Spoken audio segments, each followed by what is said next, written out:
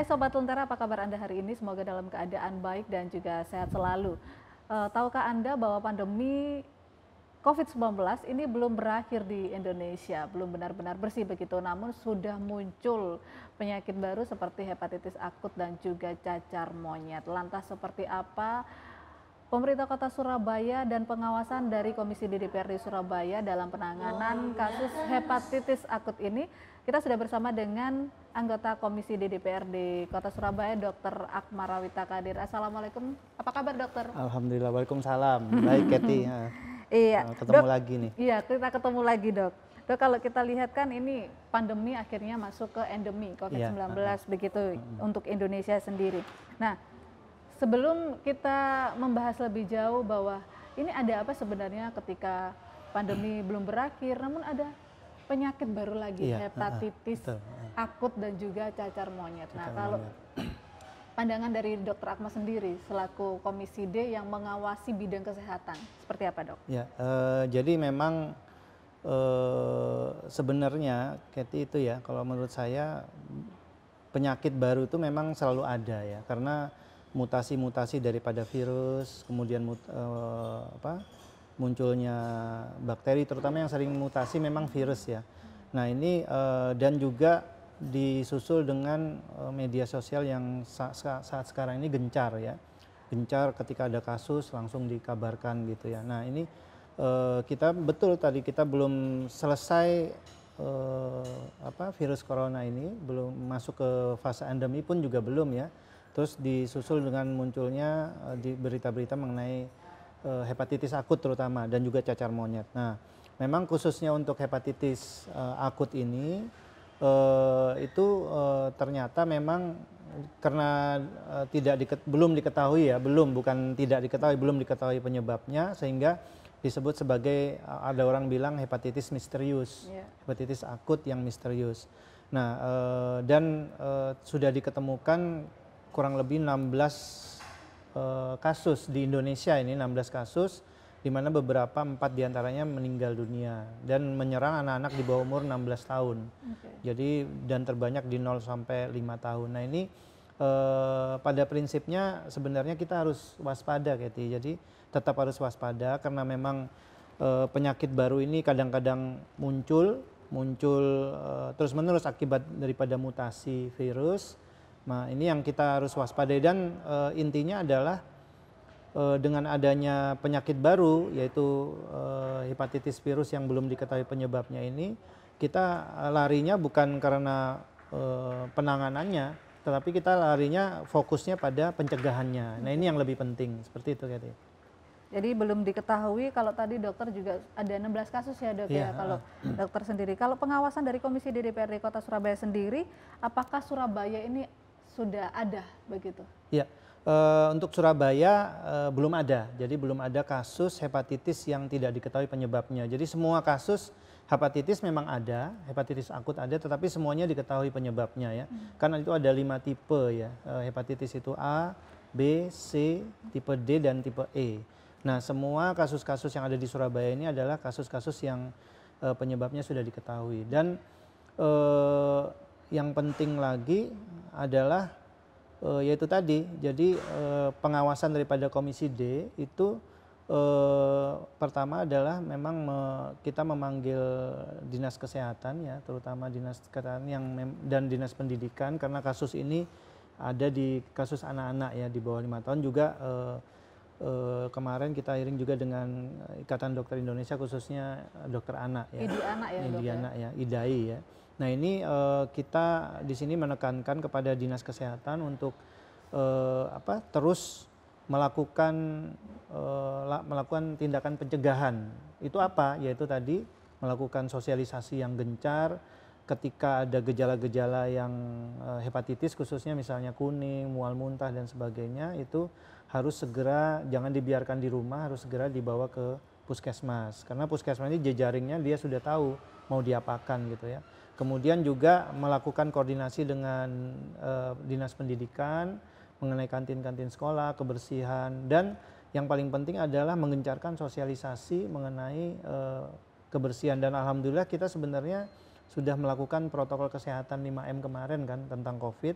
Nah ini pencegahannya mirip-mirip itulah. Terus jadi digencarkan ya, Dok, digencarkan lagi gitu, seperti itu. Kalau tadi dokter juga sempat membahas bahwa ketika ada tanda-tandanya harus langsung dibawa ke puskesmas begitu. Nah, bagaimana untuk tindakan-tindakan preventif yang sudah dilakukan oleh Pemkot Surabaya dan kemudian juga kondisi dari fasilitas kesehatan saat ini? Karena kemarin kalau kita lihat bahwa pandemi memang benar-benar vaskes ini ditingkatkan. Nah, bagaimana dengan ketika adanya hepatitis akut?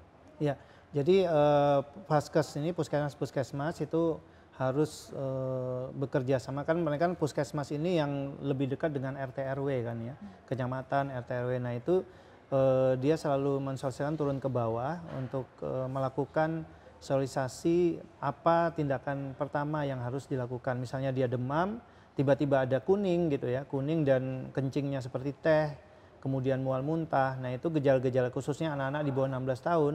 Nah itu harus jangan dibiarkan dikira ini sakit biasa. Nah ini harus dibawa ke puskesmas, nanti akan dibuatkan rujukan, karena kan kalau kasus hepatitis akut yang penyebabnya ini belum diketahui, itu kita di pusat sesuai dengan Kementerian Kesehatan Pusat, itu kita merujuknya di Dr. Sutomo ya, kalau di Surabaya ya.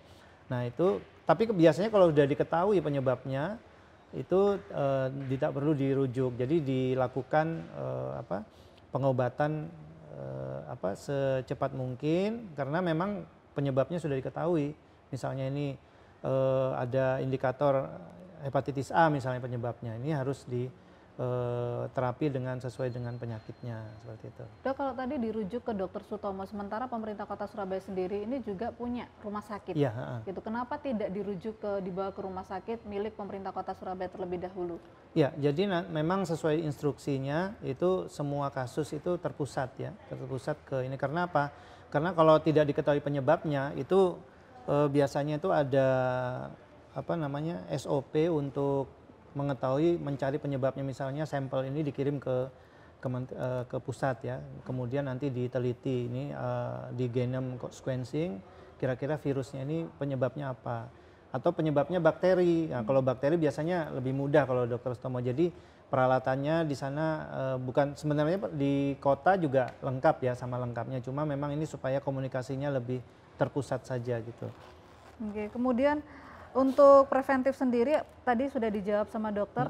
Vaskes sendiri, fasilitas kesehatan sendiri berarti rujukannya hanya satu di Dr. Sutomo. Sementara bagaimana dengan puskesmas-puskesmas yang mereka ketika nanti yang ditakutkan adalah rumah sakit Dr. Sutomo ini sudah penuh begitu, Dok? Jadi alhamdulillah di Surabaya ini kan masih tidak ada kasus ya. Semua hepatitis diketahui penyebabnya. Jadi sampai sekarang ini tidak ada kendala. Jadi misalnya itu pun ada ya misalnya ada satu kasus, tentu saja nanti rujukan tetap berjenjang sebenarnya. Jadi di puskesmas kan dia mungkin tidak mempunyai pemeriksaan itu, pemeriksaan anti HBA, antigen hepatitis virus kan. Jadi kan harus dibawa ke rumah sakit kota dulu ya, mungkin Suwandi atau BDH yang terdekat ya. Nah kemudian nanti di BDH diperiksa, misalnya ini tidak gejala ini tidak diketahui penyebabnya, nah itu baru kita masuk ke rujukan yang utama tadi ke Dr. Sutomo. Jadi tidak dibawa ke ini. Tapi kalau selama ini ternyata penyebab-penyebab hepatitis yang ada itu ternyata diketahui. Jadi karena diketahui maka penanganannya juga seperti hepatitis akut seperti biasa. Seperti itu. Dan alhamdulillah sampai sekarang di Surabaya tidak ada kasus.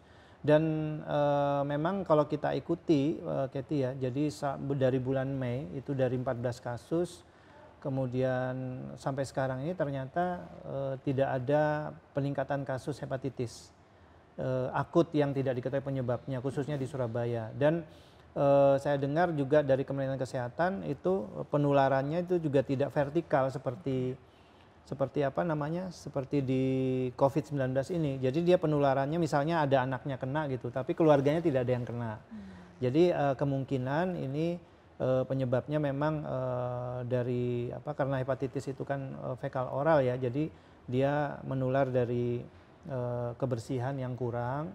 Kemudian mungkin itu virusnya itu virus yang memang telah bermutasi dan tidak ada riwayat ketika anak ini kena, keluarganya satu kena semua. Jadi tidak ada riwayat seperti itu. Oke, baik. Artinya memang meskipun belum ada kasus ya dok ya di Surabaya, tetap masyarakat Kota Surabaya ini tetap harus waspada. Dan ini juga berkaitan dengan PTM dok, karena memang betul. Anak-anak ini sudah masuk, anak-anak sekolah, ya kan dok. Nah ini bagaimana menjaga supaya mereka memang tidak kena hepatitis akut. Kita akan lanjutkan kembali usai jeda berikut ini.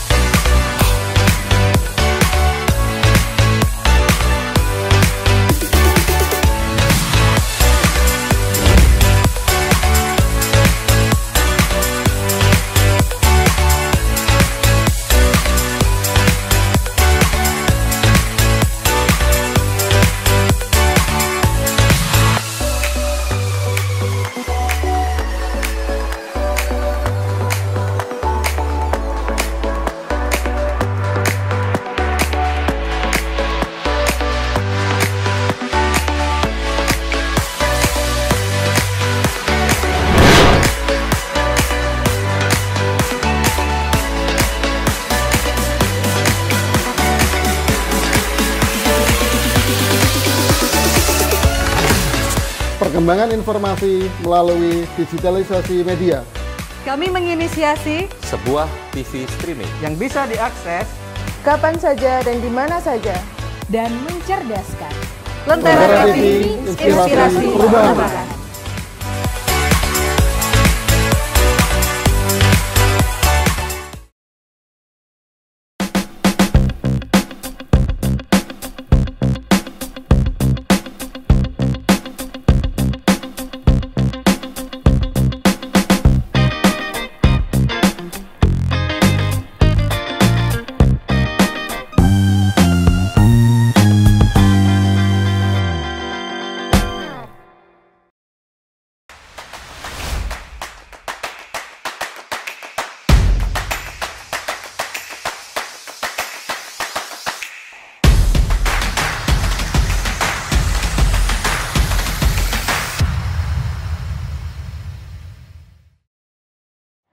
Ya pemirsa, memang pemerintah Kota Surabaya dan juga DPRD Kota Surabaya khususnya di bidang kesehatan Komisi D ini memang terus bergerak supaya tidak ada angka kasus hepatitis akut di Kota Surabaya. Lantas apa saja gejala dari hepatitis akut dan juga bagaimana cara pencegahannya, dan berikut kami lampirkan infografis berikut ini. Gejala hepatitis akut yang terjadi pada anak. Kasus hepatitis akut yang terjadi pada anak menjadi perhatian dunia dalam sebulan terakhir. Kasus ini menjadi perbincangan dunia karena sampai sekarang tidak diketahui etiologinya atau penyebabnya. Adapun sejumlah gejala yang menjadi ciri-ciri hepatitis akut pada anak adalah sebagai berikut. Yang pertama, gejala penyakit kuning, di mana kondisi kulit dan bagian putih mata atau sklera berubah warna menjadi kuning. Gejala selanjutnya yaitu mual, muntah, sakit perut, hingga diare. Penyakit ini juga bisa menyebabkan nyeri sendi, pegal, dan kelelahan. Terkadang gejala ini disertai demam ringan, warna urin lebih gelap, hingga fases berwarna pucat. Cara mencegah hepatitis akut. Kementerian Kesehatan RI telah menghimbau masyarakat untuk selalu waspada dengan melakukan upaya pencegahan berikut ini. Yang pertama adalah mencuci tangan dengan benar. Yang kedua, tidak bergantian alat makan. Yang ketiga, mengkonsumsi makanan yang matang dan bersih. Yang keempat, hindari kontak dengan orang sakit. Dan yang terakhir, mematuhi protokol kesehatan. Bila anak Anda mulai menunjukkan gejala yang sama dengan hepatitis akut, jangan tunda untuk memeriksanya ke layanan kesehatan terdekat ya, Sobat Lentera. Ya, kita kembali bersama dengan Dr. Akma. Dr. Akma, kalau kita lihat bahwa PTM ini sudah berlangsung, nah ini bagaimana supaya anak-anak ini, kalau tadi juga sempat dijelaskan bahwa harus ada sosialisasi, bahwa pemerintah Kota Surabaya, dalam hal ini Dinas Kesehatan Kota Surabaya ini terus melakukan, menggencarkan sosialisasi untuk tetap menjaga kesehatan dan menerapkan 5M. Nah, bagaimana dengan mereka yang kategori taman kanak-kanak, karena mereka sendiri terkadang karena sudah bosan ya dok ya, 2 tahun pandemi, terus kemudian every day, every time gitu harus cuci tangan. Kadang mereka lupa habis bermain terus mereka makan. Gimana dokter supaya PTM ini juga berjalan lancar dan tidak ada kasus tidak pecah telur? Iya. Jadi gini, kemarin kita sudah berkoordinasi ya. Jadi kita hearing dengan Dinas Kesehatan bahwa karena ini kasus ini di bawah, mengenai anak di bawah 16 tahun dan lebih banyak balita bahkan ya, 0 sampai 5 tahun itu cukup banyak. Nah ini kita khususnya yang, dan lagi pula khusus saat ini kita sudah mulai 100% PTM, jadi kita berkoordinasi dengan Dinas Pendidikan, jadi Dinas Kesehatan berkoordinasi untuk melakukan pemantauan secara langsung ya, mengenai kantin-kantin di sekolah ya, karena alhamdulillah sementara ini memang kantin belum ada yang buka, jadi mereka anak-anaknya disuruh bawa pulang. Nah, cuma memang kalau misalnya kantin itu sudah buka, tentu saja harus melakukan protokol kesehatan yang sudah menjadi syarat ya. Jadi jaga jarak, kemudian tempat cuci tangan, makanannya itu harus betul-betul terverified. Jadi memang betul-betul masakan yang kebersihannya sudah dijaga. Jadi pihak sekolah ini harus menjamin bahwa masakan-masakan yang ada di kantin itu adalah masakan yang sudah memang bersih ya, higienis ya, dari pengelolaannya dan sebagainya. Nah kemudian yang jadi masalah adalah sekolah-sekolah yang mungkin di depan sekolahnya itu banyak jajan-jajanan. Nah ini juga harus melakukan edukasi. Jadi edukasi, khususnya edukasi UMKM yang ada di depan sekolah ya. Jadi istilahnya itu adalah sekolah mengintervensi dan Dinas Kesehatan juga intervensi untuk para pedagang yang ada di depan sekolah ini untuk menjaga kebersihan dalam pengelolaannya. Nah ini memang tidak mudah ya masuk ke melihat langsung pengelolaan jajanan ini. Nah tentu saja ini harus ada koordinasi yang kuat ya. Kalau memang itu pedagang itu memang tidak bisa diintervensi tentang kebersihannya, ya anak-anak jangan sampai melakukan jajan di luar sekolah ya. Jadi dilarang, jadi kalau bisa di dalam sekolah, dan syukur-syukur bisa membawa makanan sendiri dari rumah. Ini yang harus kita sosialisasikan. Mungkin ya kadang-kadang ada anak-anak kita, adik-adik kita itu yang mungkin keluarganya tidak sempat membawa makanan dari rumah kan. Ya. Nah itu harus jajan. Nah ini yang harus diperhatikan. Jadi peran orang tua sangat penting ya. Peran orang tua, peran guru itu sangat penting. Nah ini Dinas Kesehatan dan Dinas Pendidikan harus mengintervensi itu.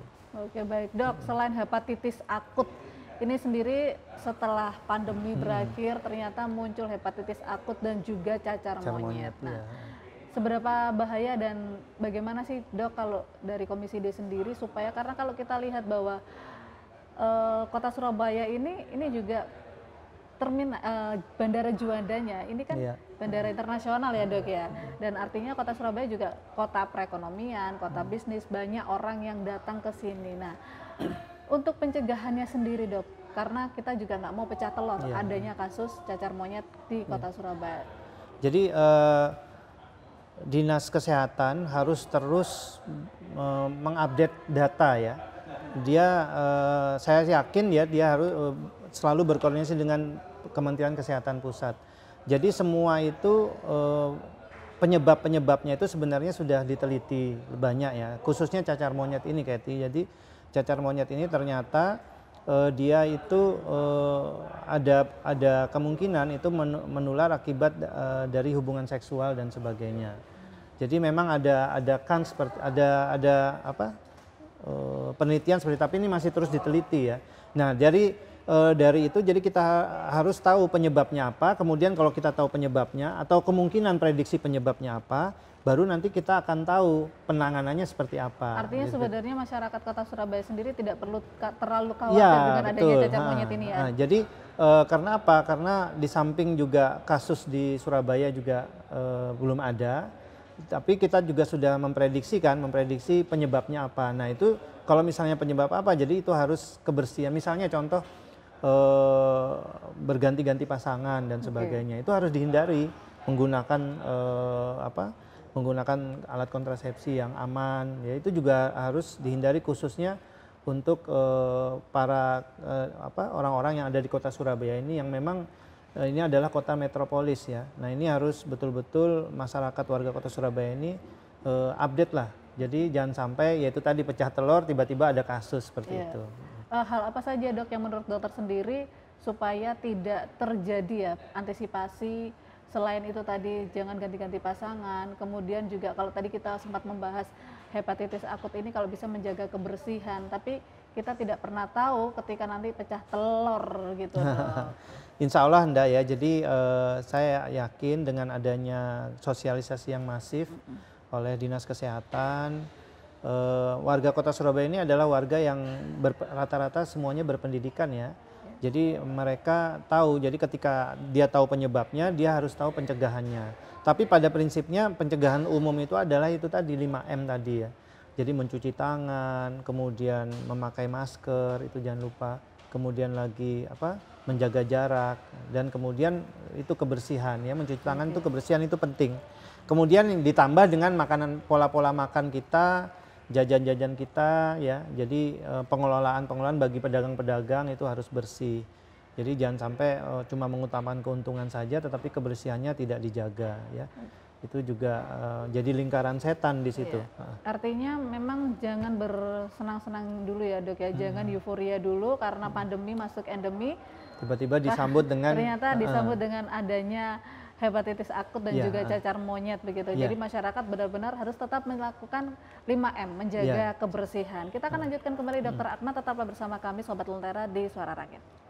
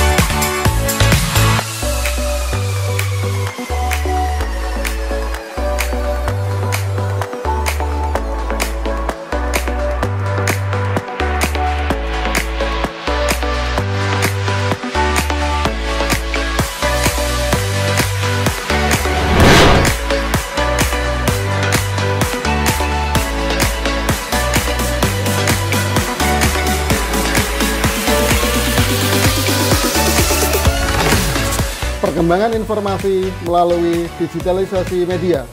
Kami menginisiasi Sebuah TV streaming yang bisa diakses kapan saja dan di mana saja. Dan mencerdaskan. Lentera TV, inspirasi perubahan.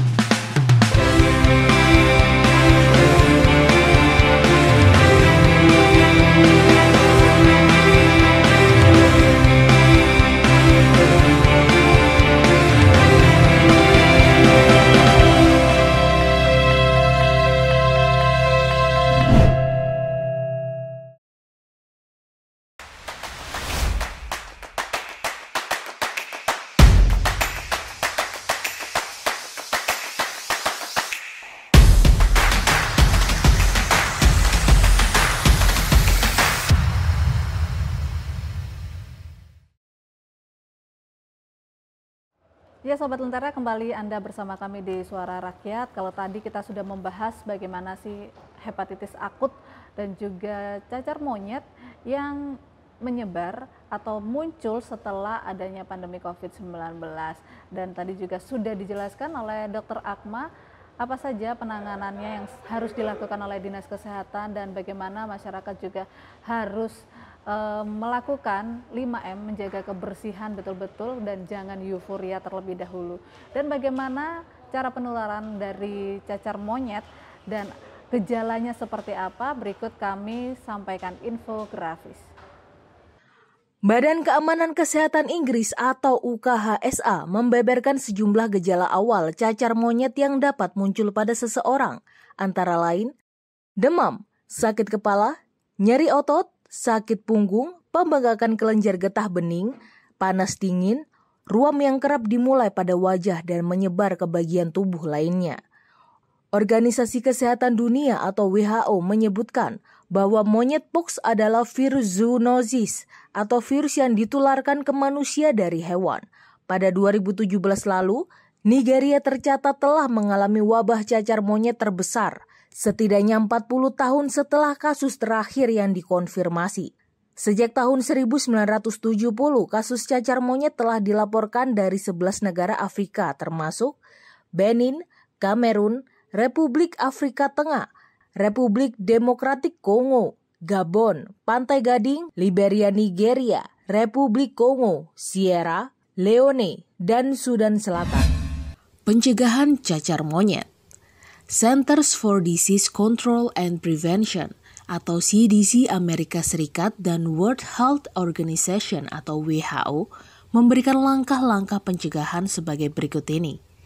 Yang pertama, hindari kontak langsung dengan hewan sumber virus, terutama golongan rodensia dan primata, termasuk hewan yang sakit atau yang ditemukan mati di daerah monkeypox terjadi. Yang kedua, hindari kontak dengan bahan apapun, seperti darah atau daging yang tidak dimasak dengan baik yang telah bersentuhan dengan hewan yang sakit. Yang ketiga, memisahkan pasien penderita yang terinfeksi cacar monyet dari orang lain yang bisa beresiko terinfeksi. Yang keempat, pastikan Anda selalu mencuci tangan dengan sabun dan air atau pembersih tangan berbahan dasar alkohol setelah kontak dengan hewan atau orang yang terinfeksi. Dan yang kelima, saat merawat penderita, jangan lupa untuk selalu menggunakan alat pelindung diri. Sebaiknya tenaga kesehatan, laboratorium maupun orang-orang yang diduga terpapar dengan penderita dan spesimennya diberikan vaksin smallpox. Sebagai pencegahan cacar monyet lainnya, Kementerian Kesehatan menghimbau masyarakat Indonesia untuk berperilaku hidup bersih dan sehat. Baik, demikian tadi infografis gejala dari cacar monyet dan juga bagaimana penanganannya. Dokter, kita kembali ke Dokter Akma. Dok, menurut dokter sendiri kebijakan dari Dinkes Kota Surabaya mengenai baik penyakit hepatitis akut maupun cacar monyet ini seperti apa? Pemberian vaksinkah, apakah juga harus diwajibkan gitu kepada anak-anak?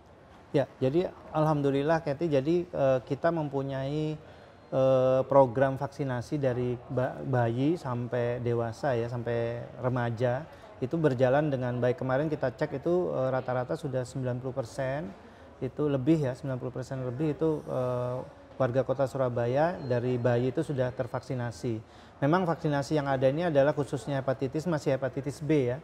Jadi karena memang itu hepatitis yang paling sering dijumpai. Nah, tetapi apakah untuk vaksinasi cacar monyet memang kita belum ada karena memang juga virusnya bermutasi, belum ada vaksinnya. Nah, tapi intinya memang di PHBS ya, perilaku hidup bersih dan sehat itu harus betul-betul diterapkan untuk seluruh warga Kota Surabaya untuk menghindari bukan hanya 2 penyakit itu tadi, tapi seluruh penyakit ya, penyakit. Jadi perilaku hidup bersih sehat ini saya yakin apabila diterapkan, disosialisasikan oleh Dinas Kesehatan sampai ke tingkat keluarga dari kecamatan, kelurahan, RT dan RW dan RT itu dan keluarga itu saya yakin semua bisa kita hindari. Jadi tidak hanya 2 penyakit itu saja ya, cacar monyet dan hepatitis akut akut. yang misterius itu, tetapi seluruh penyakit yang menular pasti akan kita bisa hindari seperti itu. Oke, himbauan kepada masyarakat dok supaya mereka juga benar-benar memperhatikan bahayanya dari hepatitis akut dan juga cacar monyet, serta juga kepada pemerintah Kota Surabaya supaya memang tidak ada pecah telur dan fasilitas kesehatan yang harus dilengkapi. Jadi tidak harus ke rumah sakit pemerintah Provinsi Jawa Timur, tapi juga rumah sakit pemerintah Kota Surabaya ini juga lengkap begitu. Ya. Jadi memang khusus untuk 2 penyakit yang baru ini, jadi warga Kota Surabaya memang harus betul-betul paham ya. Dan saya yakin dari berita-berita yang sudah ada itu mereka sudah tahu ya efek-efek dan bentuk daripada penyakit itu ya, gejala-gejalanya dan sebagainya. Jadi kalau misalnya ada, jadi tidak kita harapkan nih, tapi misalnya ada, jangan segan-segan, langsung saja bawa ke puskesmas, karena di puskesmas ini sudah dokter-dokter dan para medisnya itu sudah dibekali dengan pertolongan pertamanya. Dan kemudian untuk rumah sakit itu memang khususnya rumah sakit pemerintah kota, insya Allah sudah lengkap ya, untuk mengenai khusus penyakit-penyakit ini. Memang kalau